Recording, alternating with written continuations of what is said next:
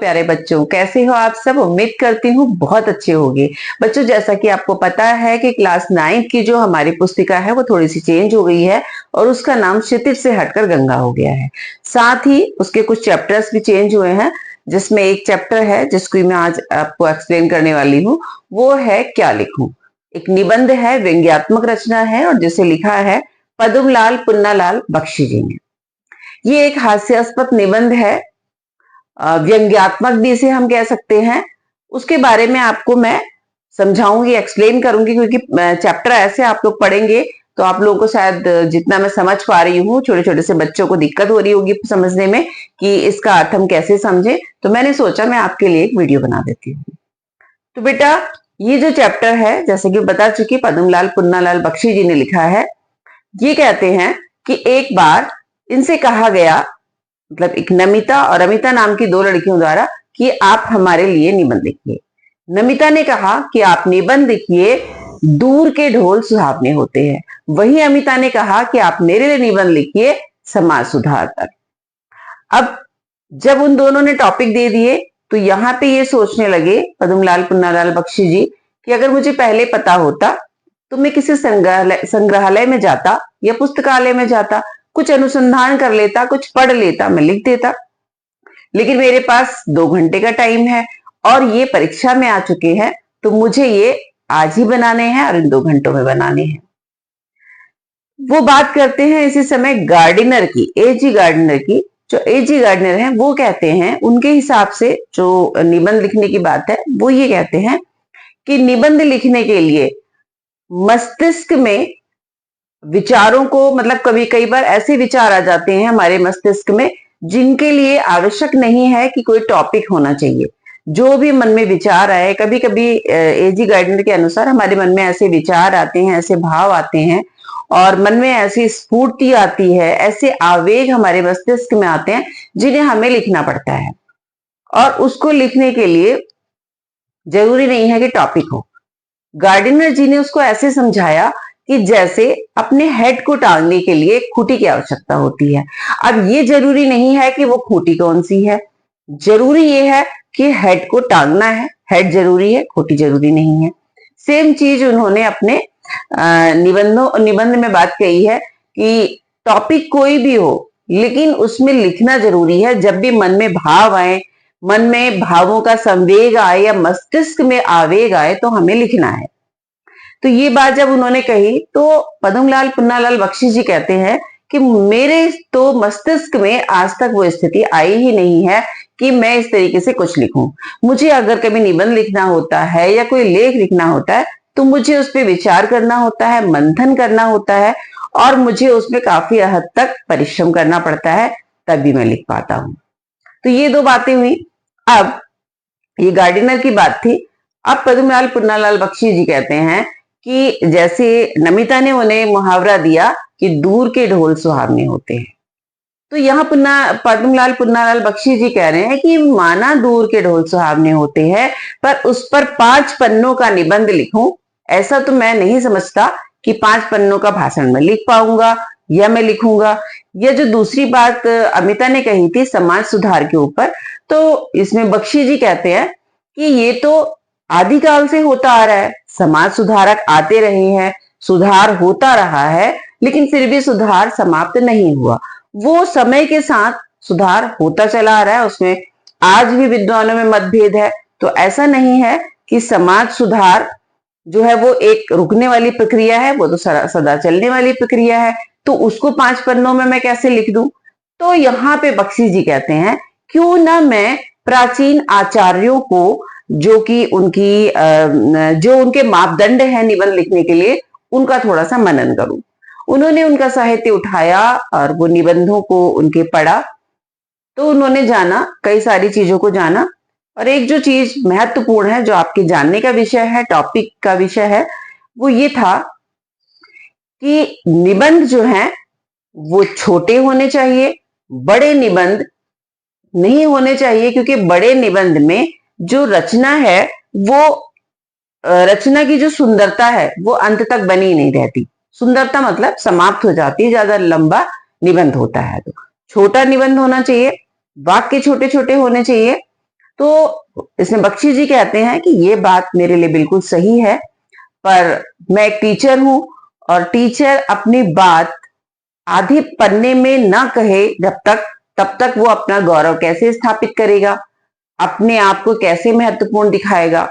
इस बात को बख्शी जी कहते हैं। फिर वो कहते हैं कि जो वाक्यों को छोटा छोटा होने की बात कही है प्राचीन आचार्यों ने, निबंध शास्त्रियों ने, तो वो कहते हैं कि इसका पालन आचार्य वाणभट्ट जी ने भी किया है। कादम्बरी में वाक्य को छोटा छोटा लिखा है और अस्पष्टता को अपने निबंधों में स्थान दिया है। अस्पष्टता होनी बहुत जरूरी है, क्योंकि जब अस्पष्टता रहेगी तो ही हमारा जो सब्जेक्ट है वो गंभीर होगा, लोगों का उसकी तरफ ध्यान जाएगा और उसको ध्यान से पढ़ेंगे। सेम बात उन्होंने श्री हर्ष के लिए भी कही है, जो कि संस्कृत के आचार्य हैं। उन्होंने भी अपनी रचनाओं में थोड़ी सी दुर्बोधता, मतलब जो आसानी से समझ में ना आए उसे दुर्बोधता कहते हैं, उसको ला दिया है। तो जो कि वो जल्दी से समझ में ना आए, मतलब जो अनजान व्यक्ति है, जिसको इस चीज की नॉलेज नहीं है, उसे आसानी से समझ में ना आए। और सेम बात उन्होंने सेनापति जी के लिए कही है, जो कि हमारी खड़ी बोली के बहुत अच्छे कवि रहे हैं। उन्होंने भी अपनी रचनाओं में थोड़ी सी क्लिष्टता ला दी है, जिससे कि मुहावरे और लोकोक्तियों का भी प्रचार हुआ और इन पर भी निबंध लिखे जाने लगे। तो यहाँ पे बख्शी जी कहते हैं कि इसी तरह से मेरे पास जो टॉपिक आया निबंध लिखने के लिए, कि दूर के ढोल सुहाने होते हैं या फिर सामाजिक सुरक्षा की बात, वो इसी वजह से आया क्योंकि जो हमारे प्राचीन लेखक थे या निबंध लेखक थे या जो भी लेखक थे, वो इस तरीके की अपनी भाषा में थोड़ी क्लिष्टता लाते रहे, उसमें मतलब लोगों का उत्सुकता बनी रही। अगर आसानी से समझ में आ जाए तो कोई भी उसे क्यों इतने ध्यान से पढ़ेगा, थोड़ा सा सस्पेंस बना रहना चाहिए, इसलिए ये बात कही थी। नेक्स्ट यहाँ पे देखिए कि आचार्य की सम्मति वाला भी लिख दिया, मैं बता दिया मैंने, जैसे मैंने यहाँ बोर्ड पे लिख दिया था टॉपिक के बाद में, आप स्क्रीनशॉट लीजिएगा कि जैसे मैंने बताया आपको ये वाली चीज कि सारे आचार्यों ने अपनी अपनी बात कही, किस किस तरीके से कही, कैसे अपने मतलब क्लिष्टता भाषा में थोड़ी सी लेकर के आए थे। तो अब हम बात करने वाले हैं इस वाले टॉपिक की कि रूपरेखा क्या है। अब जब आचार्यों की बात हम कर रहे हैं तो आचार्यों ने जब बख्शी जी ने आचार्यों को पढ़ा तो उसमें दो बात निकल करके आए, दो अंग निकल करके आए। एक तो थी सामग्री और दूसरी थी शैली। सामग्री की बात अगर हम करें तो बख्शी जी कहते हैं कि पहले रूपरेखा तैयार करनी पड़ती है। तो बख्शी जी यहाँ पे थोड़ी सी बात हास्यास्पद रूप में कहते हैं कि जो मैंने अभी लिखा ही नहीं, जो निबंध दूर के ढोल सुहाने होते हैं उसकी रूपरेखा में कैसे लिखूं। हाँ, बात अगर होती उसके सारांश की, समरी की, तो मैं उसके लिखने के बाद कुछ 5-10 वाक्यों में उसकी समरी में दे देता, उसका सारांश लिख देता। लेकिन यहाँ बात कही जा रही है रूपरेखा की, तो वो मैं नहीं लिख सकता पहले, क्योंकि जब मैंने उस टॉपिक को ही अब देखा, मैंने कुछ समझा ही नहीं, तो मैं समझ नहीं पा रहा हूं कि जो विद्वान रहे हैं वो सही में क्या पहले रूपरेखा लिखते थे। इसके बाद वो बात करते हैं गार्डिनर की, कि गार्डिनर भी जब अपनी रचनाएं लिखते थे तो रचनाएं तो वो बड़े अच्छे तरीके से लिख देते थे, लेकिन उसके शीर्षक का काम वो देते थे अपने मित्र को, उसका कार्य वो अपने मित्र पे सौंपते थे कि तुम इसका शीर्षक लिख दो। और सेम बात उन्होंने शेक्सपियर के लिए भी कही थी, A.G. गार्डनियर ने, कि शेक्सपियर भी नाटक लिखने में उतनी कठिनता उन्हें नहीं होती थी जितना कि उसके नामकरण में।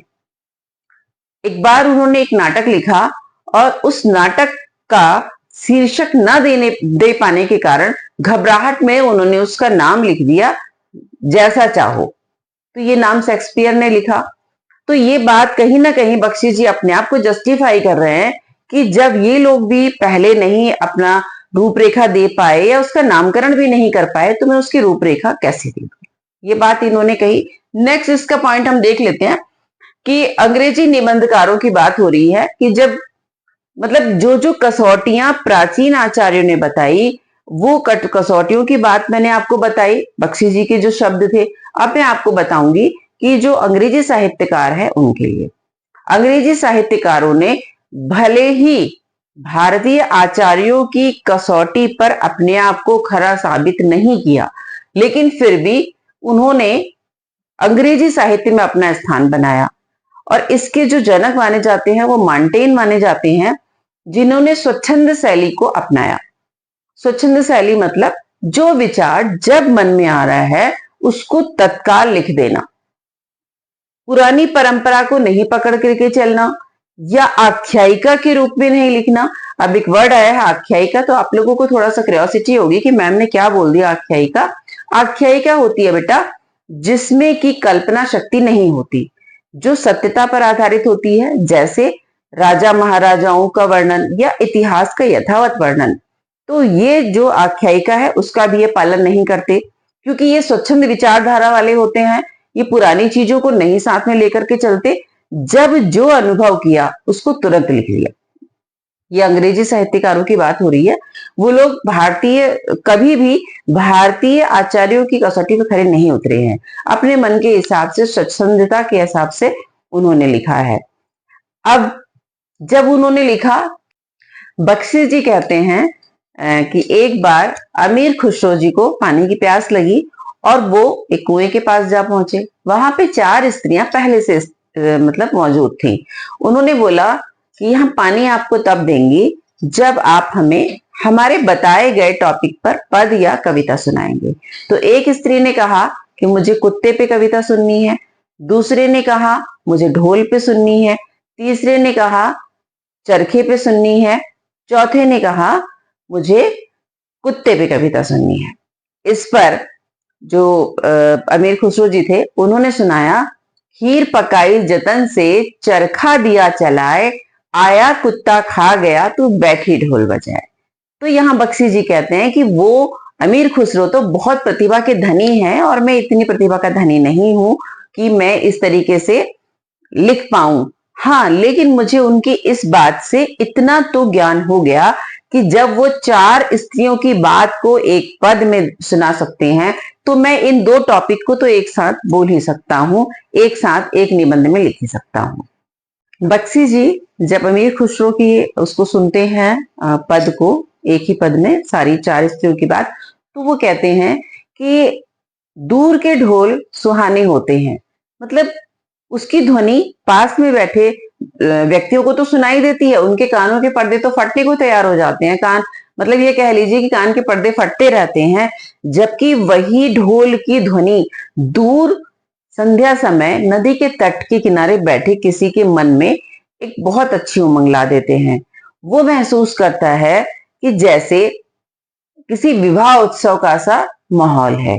वो अपने मन ही मन कल्पना करता है कि एक कमरे में संकुचित सी सिकुड़ी सी एक नव विवाहिता बैठी है, जिसके मन में लज्जा, संकोच और कंपन है।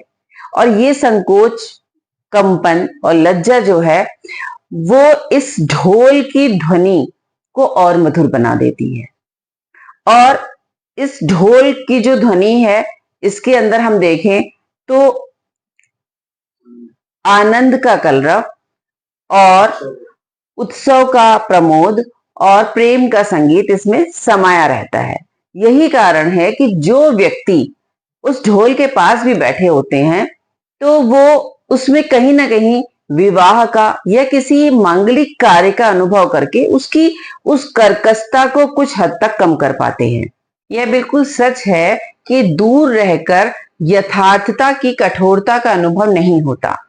जो तरुण है यानी जो युवा हैं, वो भविष्य में, यानी जब तक भविष्य की बात बाद में करते हैं, पहले हम बात कर लेते हैं कि जो युवा हैं, जो तरुण हैं, उन लोगों ने जब तक जीवन संग्राम में वो लोग नहीं लगे, जीवन संग्राम में पूरी तरीके से निर्लिप्त नहीं हुए, तब तक उन्हें जीवन बहुत मनमोहक लग रहा है। युवाओं को भविष्य अपना बहुत सुंदर लग रहा है, जबकि जो वृद्ध जन है, जो अपनी बाल्यावस्था, युवावस्था जी करके आ गए, उन्हें अपना अतीत सुखद लग रहा है और वो चाहते हैं कि अपने अतीत को खींच करके वो लेकर के आ जाए। ये कह लीजिए कि अतीत में ही वो रहना पसंद करते हैं। युवा दूसरी तरफ वो भविष्य में खुश रहना चाहते हैं। तो अगर हम मोटा मोटी देखें तो दोनों अलग अलग तरीके से अपने अपने क्षेत्र में खुश रहना चाहते हैं, लेकिन वर्तमान में कोई भी खुश नहीं रहता। वर्तमान को वो सबसाइड कर देते हैं। इसीलिए वर्तमान में सुधार की आवश्यकता है। और ये जो सुधार की आवश्यकता है, इसके लिए ऐसा नहीं है कि सुधार के लिए लोगों ने प्रयास नहीं किया। अगर मैं बात करूं तो नानक की बात कर सकते हैं, तुलसीदास और राजा राम मोहन राय, दादू दयाल और काफी सारे लोग हैं जिनका हम नाम ले सकते हैं कि इन्होंने बहुत प्रयास किए। और ऐसा नहीं है कि गिनती समाप्त होने वाली है, ऐसे अनगिनत सुधारक हैं जो कि गांव गांव और शहर शहर में हमें मिलते रहेंगे, जो समय समय पर सुधार करते रहे। तो ना तो कभी दोषों का अंत हो सकता है, ना कभी सुधारों का अंत हो सकता है। जो आज दोष हैं उनका सुधार होके वो कल सुधार हो जाते हैं, लेकिन आने वाले समय के साथ फिर जो सुधार थे वो दोष बन जाते हैं। तो सुधार और दोष ये हमेशा चलते रहते हैं। जो सुधार हम लोग करते हैं या अन्य लोग करते हैं, वो सुधार आने वाले टाइम में दोष बन जाते हैं, कब पता ही नहीं चलता। फिर उनका सुधार किया जाता है, फिर वो आने वाले टाइम में फिर दोष बन जाते हैं। तो ये सुधार की प्रक्रिया सदा चलती रहती है। हिंदी में प्रगतिशील साहित्य का निर्माण हो रहा है और उसके जो साहित्यकार हैं वो ये सोच रहे हैं कि उनके साहित्य में भविष्य का गौरव निहित है, पर कुछ समय के बाद उनका ये साहित्य भी अतीत का स्मारक हो जाएगा। यानी जो आज तरुण है, कल वो वृद्ध होकर अतीत का सुखद स्वप्न देखेंगे और एक नए तरुणों का दल आ जाएगा, वो भविष्य के सुनहरे सपने देखेगा। तो दोनों के ये स्वप्न सुखद होते हैं क्योंकि दूर के ढोल सुहावने होते हैं। तो ये तो समरी थी हमारे इस चैप्टर की। प्यारे बच्चों, अगर आपको चैप्टर समझ में आया है तो कमेंट सेक्शन में जाकर के कमेंट जरूर कीजिएगा। अगर कुछ लोग नए हैं तो चैनल को सब्सक्राइब करिए, क्योंकि जो जो भी नए टॉपिक आए हैं मैं सारे टॉपिक को आपके लिए इजीली लेकर के आऊंगी। तो प्यारे बच्चों, मिलती हूँ आपको अपनी अगली वीडियो में। तब तक के लिए जय हिंद, जय भारत।